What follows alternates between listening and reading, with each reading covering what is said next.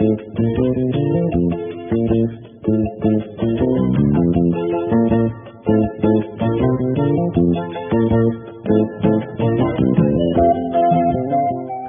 araw ay may dalang mga posibilidad ng tagumpay o kabiguan, ng ligaya o lungkot. Kaya marapat lamang na tanggapin si Jesucristo bilang tagapagligtas at Panginoon. At matapos yun ay panariwain ang katapatan at paglapit sa Kanya bawat araw o day by day. Ang day by day ay naglalayong umalalay sa pang-araw-araw na pamumuhay Kristiyano. Narito po si Pastor Ed Lapis sa mensaheng pinamagatang Delivered to Satan.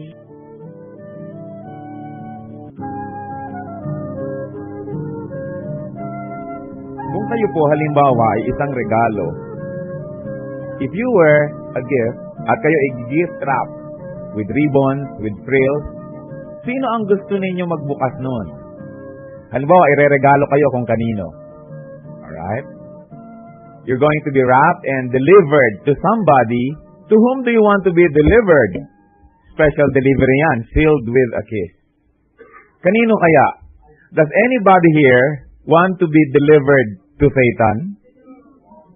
Today, we're going to talk about being delivered to Satan. And whether you like it or not, sometimes it happens.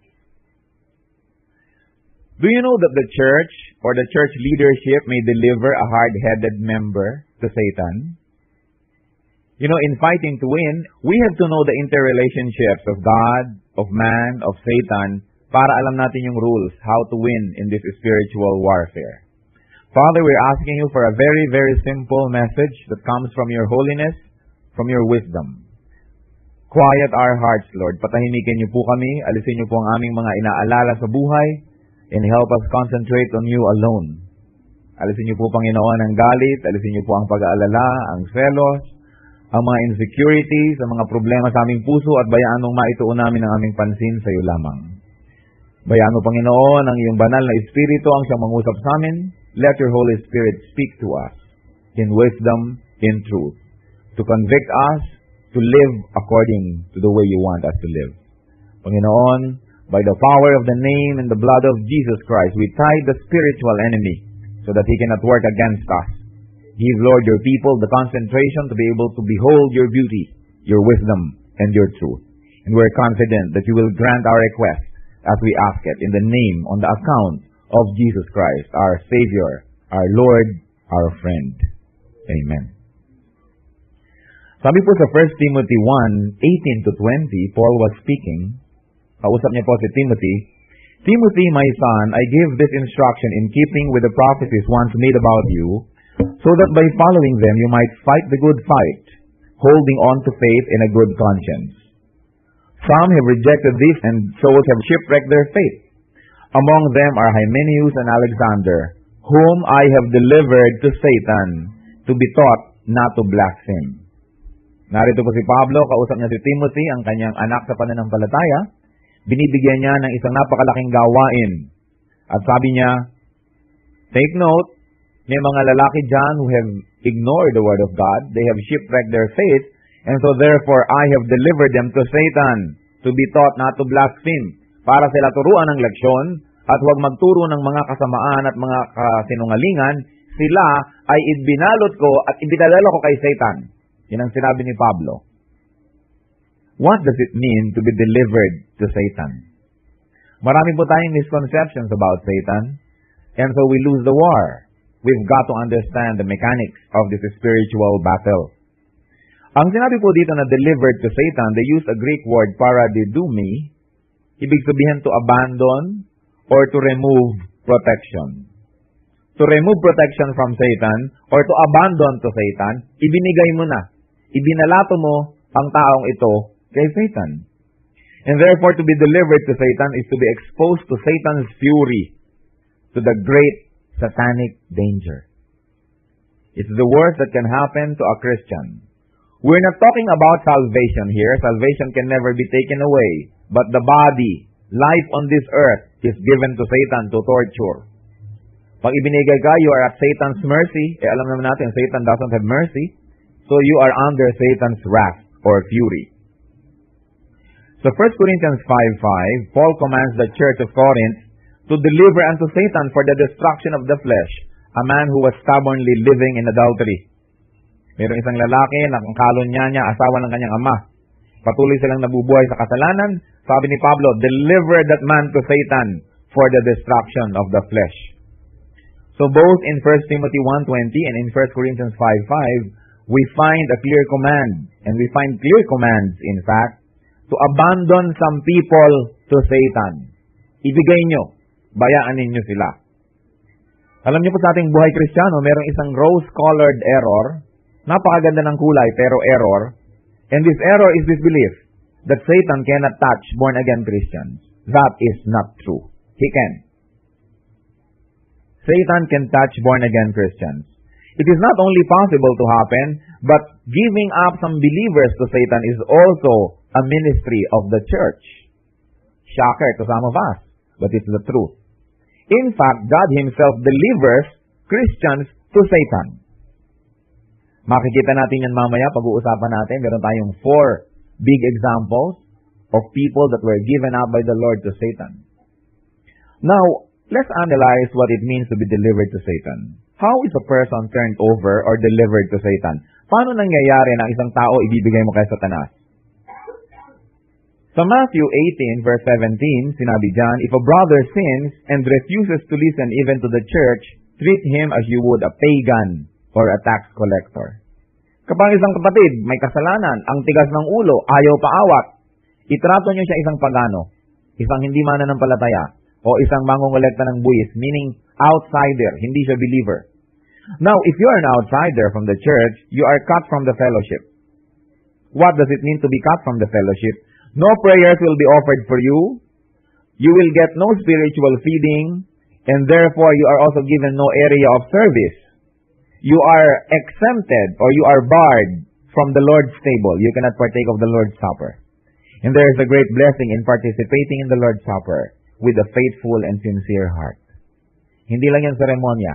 There's great blessing available to those who partake of the Lord's table. And anybody who continues to live in sin and is being disciplined by the church cannot partake of the Lord's Supper, and he must be cut out from the fellowship. No feeding, no prayers for him, and no area of service. That is how we take a person out of the church and place him under Satan's dominion.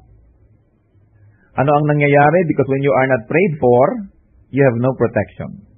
You have no protection. I want you to note this. In 1 John 5:19, sinabi, the whole world is under the control of the evil one. Ang buong daigdig kontrolado ni Satan. Satan is the prince of this world. Why? Because he rules as prince in the hearts of many men and women.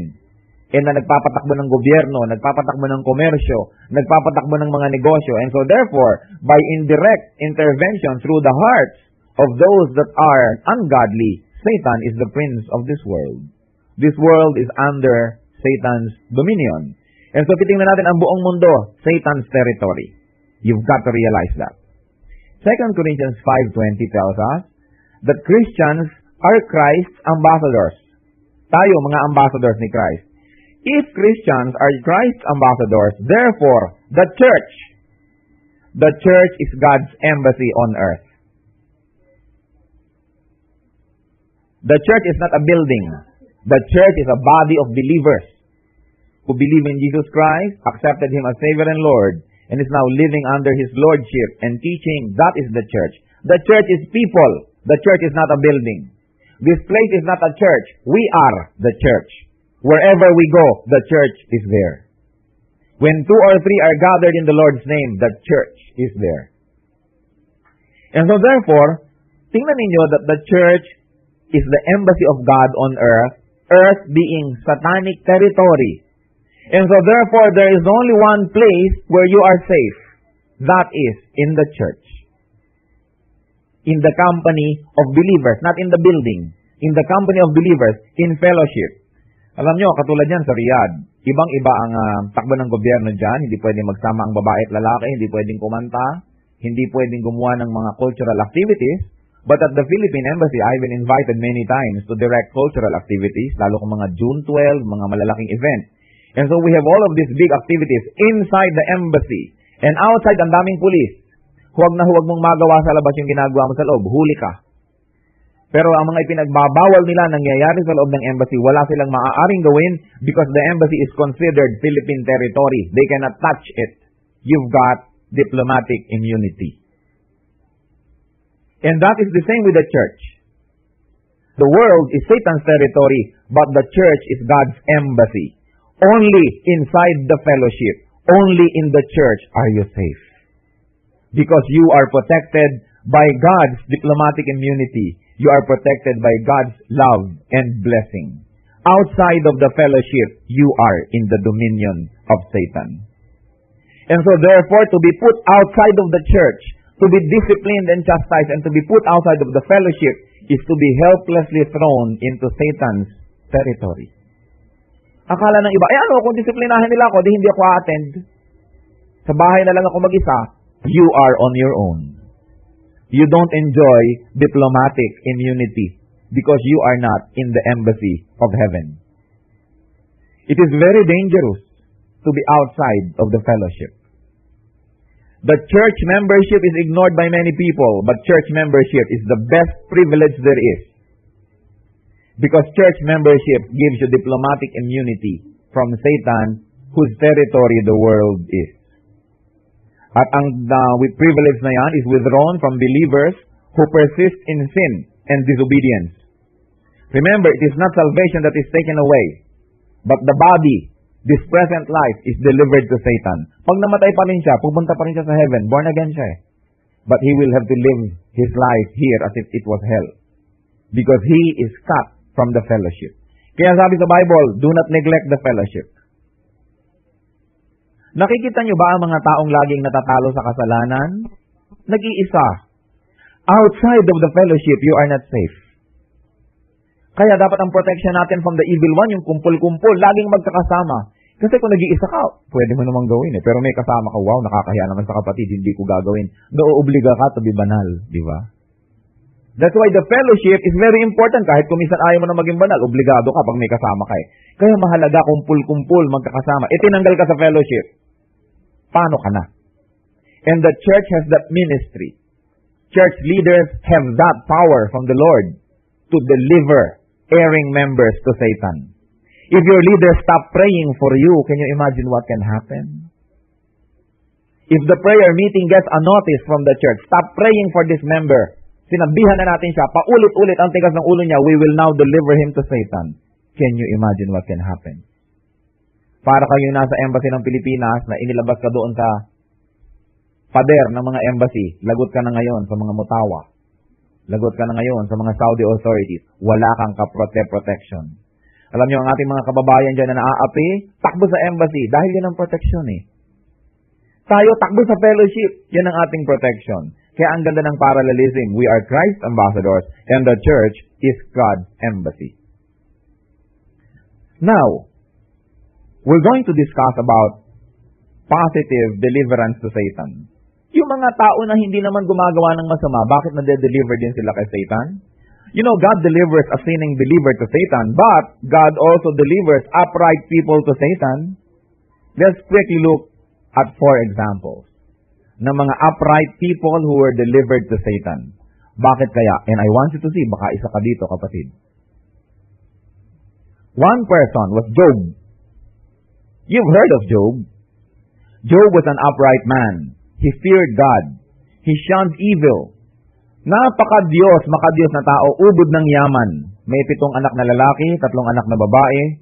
He had 7,000 sheep, 3,000 camels, 500 yoke of oxen, and 500 she-asses. Ang yaman, he was the greatest of all men in the East. And yet, he was very, very godly. Alam niyo ginawa ni Satan? Nasa Bible. Job 1, 6-12. Let me read it to you if you want to join me in reading it. Job 1, 6-12. One day, the angels came to present themselves before the Lord, and Satan also came with them. Take note, kasama ng mga anghel, pumunta sa langit si Satan. The Lord said to Satan, "Where have you come from?" Satan answered the Lord, "From roaming the earth and going back and forth in it." Sa kagaling taning, pa-esker na lang naman ako sa lupa, punta dito, punta dyan, sabing ganon. Then the Lord said to Satan, "Have you considered my servant Job? There is none on earth like him, di ba? He is blameless and upright, a man who fears God and shuns evil." Wala kang magsasabi dyan. Okay na okay ang si Job. Sabi naman ni Satan, "Does Job fear God for nothing?" Satan replied, "Have you not put a fence around him and his household and everything he has? You have blessed the work of his hands, so that his flock and herds are spread throughout the land. But stretch your hand and strike everything he has, and he will surely curse you to your face." Sabi ng Panginoon, anong masasabi mo kay Job? Wala kang masabi dyan. Godly yan. Paano hindi magiging godly? Binigay mo na lahat. Ang blessing, ang anak, ang yaman. Subukan mong lipulin lahat ang hawak niyan pag hindi sinumpa ka niyan. Sabi naman ni Lord to Satan, "Very well. Everything he has is in your hands. But on the man himself, do not lay a finger." What happened? Job was delivered to Satan. Heto na si Satan, sabi niya, lagot ka sa akin. At last, nagkaroon na rin siya ng go signal para galuhin niya si Job. Alam niyo nangyari? Ang kanyang 10 anak ay nagkakainan, gumuho ang building, patay lahat. Dumating ang messenger sa kanya, at habang siya umiiyak pa lang, dumating ang next messenger. Lahat ho ng mga kamelyo ninyo ay nalipol, inagaw ng ibang tribu. Hindi pa nakakaalis yung isang messenger. Lahat ho ng mga hayop niyong inaalagaan ko, tinamaan ng apoy from heaven, namatay lahat, pati crops niyo, lahat, everything. In one day, everything that Job had was lost, including his 10 children. Alam niyo ang kanyang reaction sa Job 1:20-21? Inahit niya ang kanyang buhok to show yung pagluluksa niya, at nagsuot siya ng sako, at nagpatira pa siya. Sabi niya, "Naked I came from my mother's womb, and naked will I depart. The Lord gave, and the Lord has taken away. May the name of the Lord be praised." In all this, Job did not sin by charging God with wrongdoing. Gaano karami sa atin ang tampurista sa Diyos? Nawala lang ng boyfriend, minura na ang Diyos. Nangyayari yan. Nasunugan lang ng konting gamit, galit na sa Diyos, ayaw na. Hindi natupad, hindi pumasa sa exam, isinumpa na ang Diyos. Heto si Job, 10 anak, lahat ng mga ari-arian niya in one day, sunod-sunod ang mga messengers. Hindi pa nakakatalikod yung isa, meron na naman, alam mo kaya ang bad news ito, sabi ni Job. He lost everything. At sabi niya, hubad akong dumating dito, kung gusto ng Diyos na hubad akong umalis, di hubad uli. Wala uli akong property. Ang lahat naman ibinigay lang ng Diyos, ay kung bawiin niya, di salamat, at least nahiram ko for a while. Sabi niya, blessed be the name of the Lord. Hindi pa rin nagkasya si Satan dyan. Sabi ni Lord, kita mo na, sabi sa'yo, akin yan eh.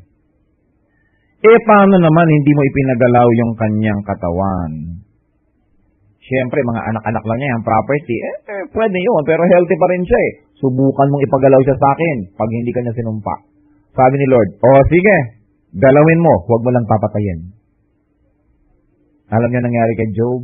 Mula ulo hanggang talampakan, nagkaroon siya ng mga bukol. Mga sugat na nagnana na kumakatas. Dinadapuan ng mga langaw. Hindi siya makahiga sa mga bedsheet dahil didikit yung katas, hindi niya matungkab yung mga bedsheet. Ang ginawa niya, umupo siya sa isang tumpok ng abo. Kung saan binubudburan niya ng abo yung mga sugat niya para hindi naman masyadong kumatas. Ang lansa-lansan niya, ang baho-baho. Lahat ng kaibigan niya lumayo na, wala nang nagpunta sa kanya. Alam niyo sabi ng kanyang asawa? Ayan, pag godly-godly ka, nakita mo na. Why don't you curse God and die? Pero sabi ng asawa, ba't hindi mo nalang murahin ng Diyos at tapos mamatay ka na? Dahil naiinis yung asawa sa kanya, godly pa rin in spite of everything. But then, Job remained faithful to the end. Alam niyo kung paano nagwakas ang kasaysayan ni Job? Na-prove niya sa Lord ang kanyang faithfulness. Lahat ng wealth niya, nadoble. Nadoble. Nagkaroon pa siya ng anak, 7 uling lalaki, 3 babae. Pinakamagagandang paraluman sa buong balat ng lupa ang mga anak niya. Bantog. Pinakamaganda sa balat ng lupa. At pagkatapos si Job, nabuhay siya up to 140 years. And he saw his grandchildren to the 4th generation. Nakita niya ang kanyang apo sa tuhod, ang kanyang apo sa talampakan, pati apo sa ingrown. 4th generation. kasama ni Job, at na-enjoy niya ang kanyang napakahabang buhay. Alam niyo po ano ang theme of Job's trial and everything? I want you to remember this. Genuine godliness does not abandon God under pressure. Hindi yung maka-Diyos lang if everything is going on fine. At pagka nagkaroon na ng hirap, ayaw na uli, lipat na kay Buddha. Genuine godliness does not abandon God under pressure.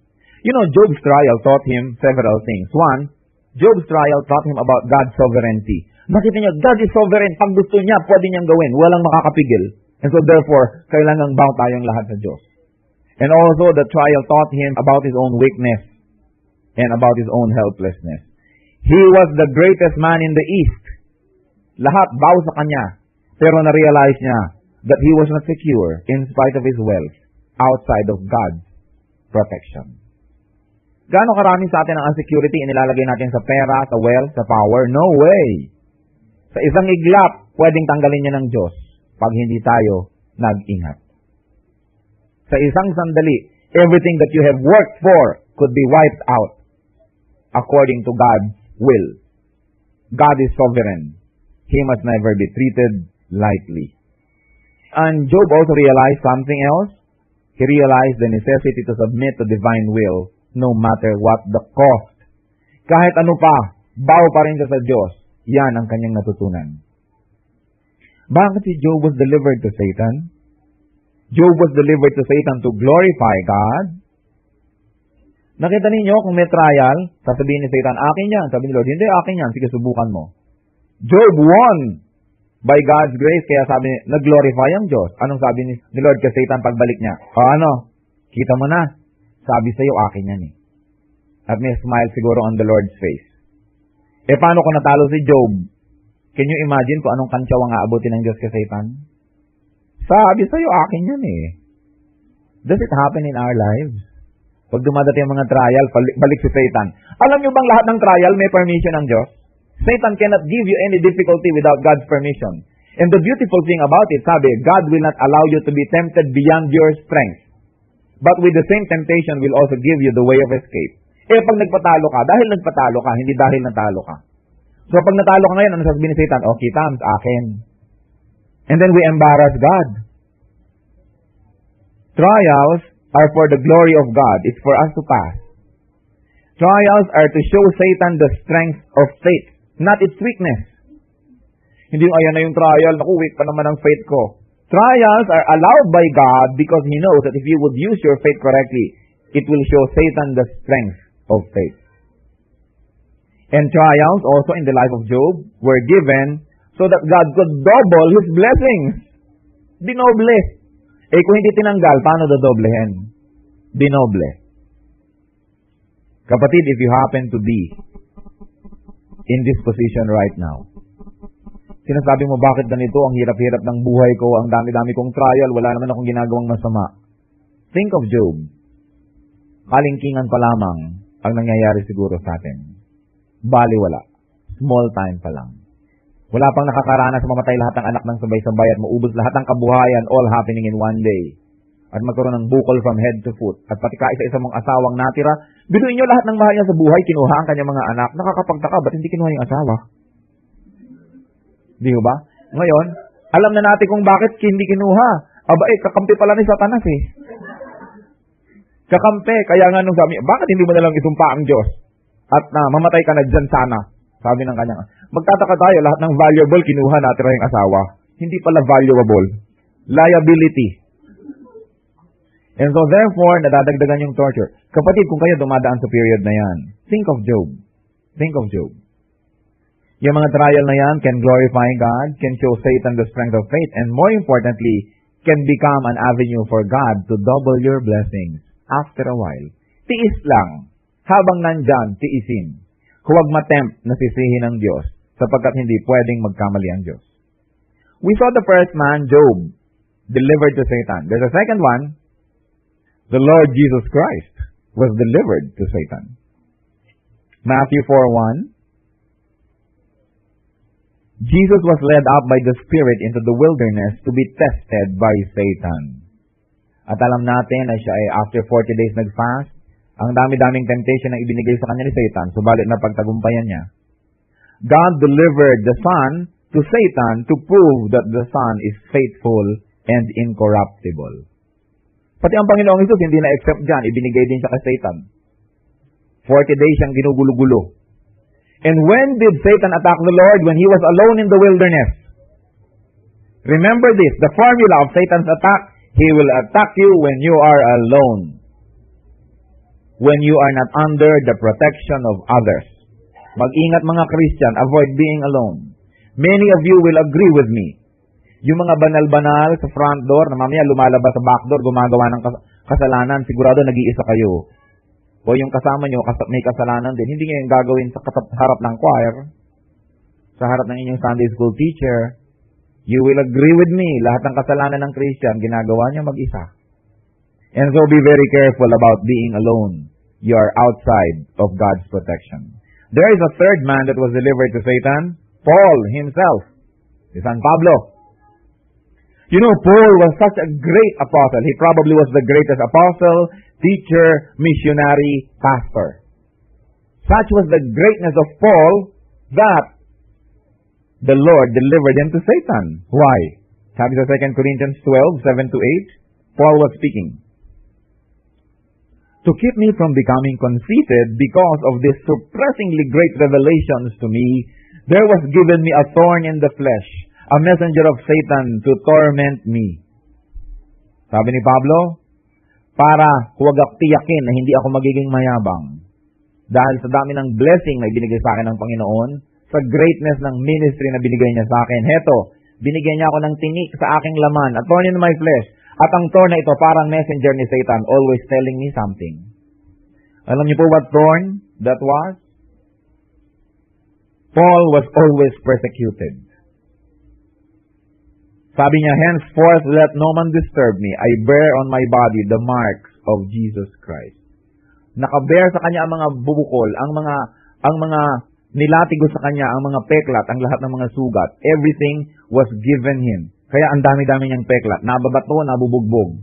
Kaya Paul was a very ugly man by worldly standards. Isa yan sa ibinigay sa kanya ni Lord na thorn in the flesh. A very ugly appearance. Meron siyang epilepsy. Meron siyang malaria. Meron siyang eye disease. At hindi siya nagkaasawa. Hindi natin malaman kung yung pagiging walang asawa ay thorn in the flesh or a blessing. But the point is, ibinigay sa kanya yan to keep him humble. Ang tanong dito kapatid, what is your thorn in the flesh? Tingnan niyo ang inyong katawan for a while.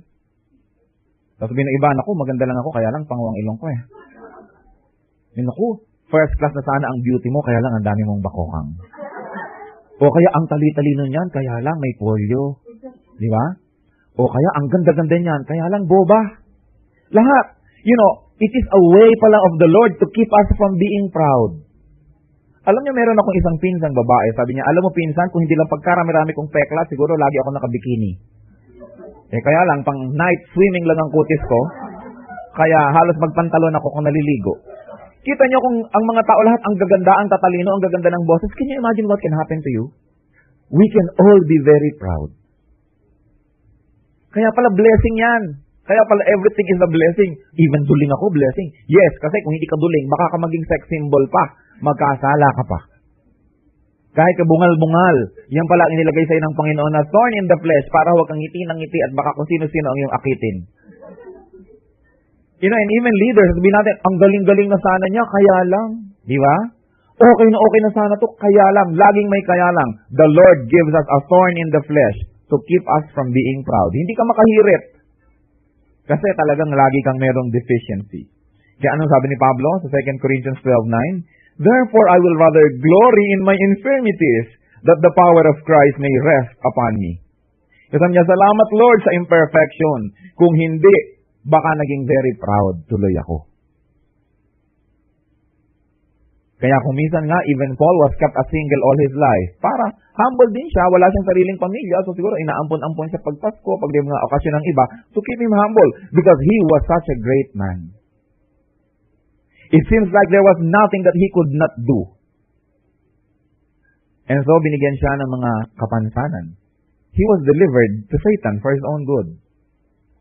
And then there's the fourth man. Marami actually, apat lang pag-uusapan natin. Peter was also delivered to Satan. Sabi sa Luke 22:31-32, the Lord was speaking to Simon Peter. Sabi niya, Simon, Simon, Satan asked me to sift you like wheat. Hiniling ni Satan, naligligin ka, salain ka na parang trigo. Biruin nyo yon? Dadaan kayo sa salaan ng trigo? Kung hindi ka pinong-pino, hindi ka lulusot. And the Lord gave him to Satan, but may bonus. Sabi ni Lord, but I have prayed for you, that your faith may not fail. Could you imagine what could have happened to Peter na siya'y sinala na parang harina kung hindi siya ipinanalangin ng Panginoon? He would have utterly failed. See the protection of prayer? That's why the prayer meeting, the prayer group, and the prayer ministry must be the strongest ministry of the church because it strengthens the believers and protects them from the evil one. Sabi ni Lord, I prayed for you, Peter. And so in conclusion, brothers and sisters, people in the church who are upright may be delivered by God to Satan for a holy and glorious purpose. If you are experiencing that now, do not despair. Alam ng Panginoon ang ginagawa niya. At hindi ka malulugi in the end. Just prove yourself while it is happening. Some people naman are turned over to Satan for refining, like Peter. Peter was so brave. Peter was so godly. Pero maraming rough edges. Pinino. He was turned over to Satan. Some people are turned over to Satan for greater effectiveness, like Paul. Binigyan siya ng mga pahirap sa buhay para huwag siya maging proud. And some people are turned over to Satan to prove the validity of their faith, like Job. But all are turned over to Satan for God's glory. Kung ang righteous na de-deliver kay Satan, yun pa kayang matigas ang ulo? Yun pa kayang stubborn, rebellious, proud? Christians are not immune from satanic attack. We can be delivered to Satan. So we are forever dependent on God's grace alone. If you are experiencing a difficulty right now, the Lord knows about it. Remain faithful. The Lord knows how to give a good ending to your story. No situation is permanent. Walang taong naghihirap forever. Wala rin taong mayaman forever. There is no guarantee na ang mahirap laging mahirap, ang mayaman laging mayaman, ang healthy laging healthy, ang sick laging sick. No situation is permanent. We are all in the hands of God.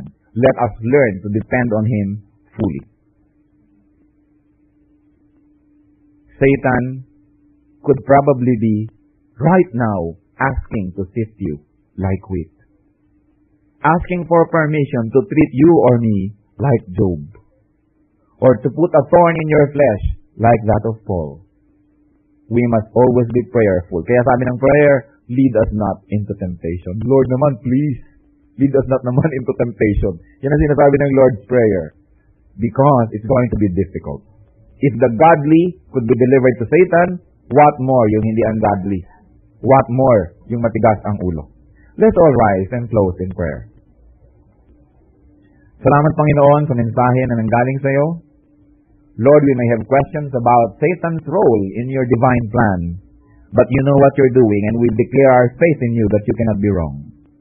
Thank you, Lord, for being a faithful God.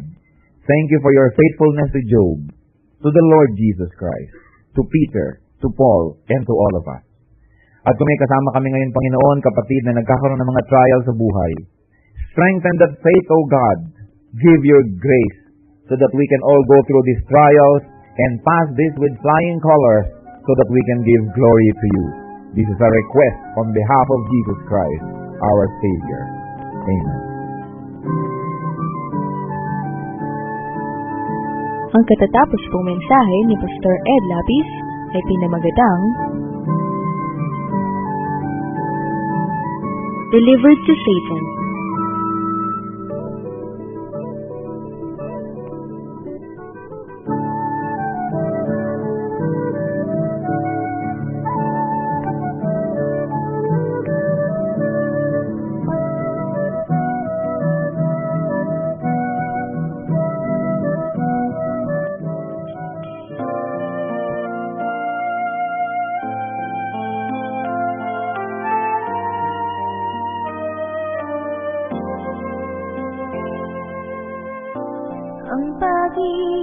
pag-ibig ni Jesus ang kalakasan ko. Sa mga kabiguan na dulot ng mundo, kung may pangamba, salita niya'y umaalis.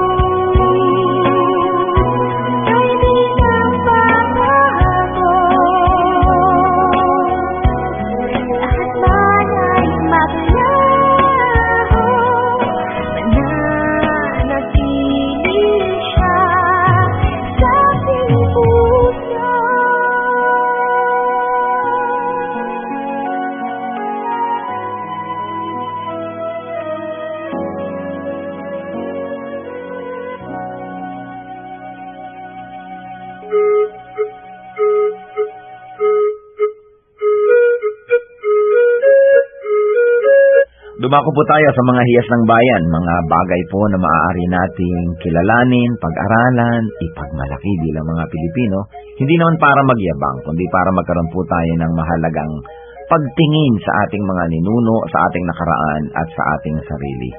Sabi nga po, ang hindi lumingon sa pinanggalingan ay hindi nakararating sa paroroonan. Kaya mahalaga rin naman na atin pong pagbulay-bulayan, pag-aralan, yung mga karunungan ng ating bayan. At ngayon po ang ating hiyas na itatampok ay isang kasabihan. Bakit po hiyas ang kasabihan? Sapagkat bago naman tayo makagawa ng isang kasabihan, kailangan ng napakahabang panahon, ng pag-aaral, ng pagmamatyag, at ng isang sensitibong puso sa mga katotohanan sa daloy ng buhay. Bawat isang kasabihan po ay maaaring isa o maraming buhay na nagtulong-tulong, nagsama-sama upang makita ang mga batas ng buhay, ang mga daloy ng mga katotohanan. Kaya nga po, ang isa nating pagbubulay-bulayan ngayon na kasabihan ng ating bayan na hinango po sa koleksyon ng UP Cultural Dictionary for Filipinos ni Selma Quintanar at mga kasama. Sabi po ng kasabihang ito, ang bayaning masugatan, nag-iibayo ang tapang. Tama nga naman po. At ito po, kung ibabase natin doon sa kanyang pangunahing kahulugan, yun pong literal, totoo naman. Sa mga larangan ng digmaan, yung mga bayani, habang nasusugatan, habang tinatamaan at nagdurugo o kaya po ay lumilipad ang mga punglo sa paligid, ay lalong tumatapang. Yun po yung mga bayani, siyempre may mga duwag na pag nasugatan, umaatras naman. Pero ang mga bayani, pag nasusugatan, nag-iibayo pa ang tapang. Subalit higit po dito sa pangunahing kahulugan nito na yung literal, meron pa pong malalim na kahulugan siyempre ang hiyas ng bayan na kasabihan na ito. Na ang taong talagang matining ang loob, ang taong talagang mahusay ang kalooban, ang tao na talagang magiting ang kanya pong pagkatao, habang siya po ay hinahamon ng mga nakapaligiran, habang siya po ay pinipilit na ikulong, ay lalo naman siyang nagpipilit na makalaya. Habang siya ay minamaliit, ay lalo naman niyang pinapatunayan ang kanyang kadakilaan. At habang siya po ay pinahihirapan sa kanya pong pagtatangkang makamit ang kanyang minimithi, ay lalo naman po siyang nagsusumigsa at lalo naman siyang nagsisikap na malampasan ang mga hadlang na ibinibigay sa kanya. Yan po ang tunay na kabayanihan. Hindi madaling matakot, hindi madaling umatras, hindi ningas kugon, hindi madaling panghinaan ng loob, at hindi madaling alisan ng damdaming marubdob upang maituloy ang mga dakilang adhikain. Yan po ang isang tunay na kabayanihan.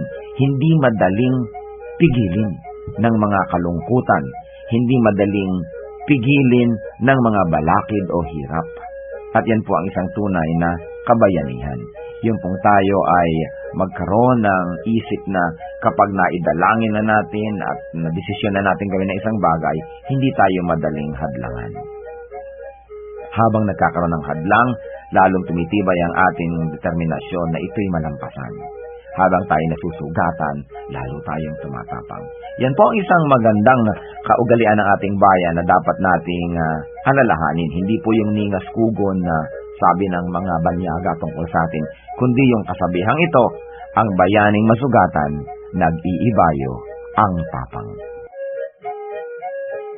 Kung kayo po ay na-bless ng programang ito o may comments o suggestions, mag-text sa Radio Listener Text Liwanag.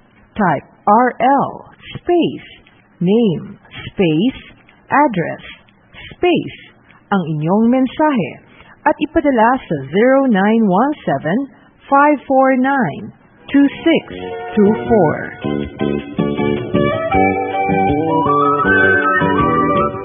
Oras na po para pansamantalang magpaalam ang programang Day by Day. Tayo po'y magsama-sama mula Lunes hanggang Biyernes. Magandang gabi po at mabuhay ang Panginoong Hesus.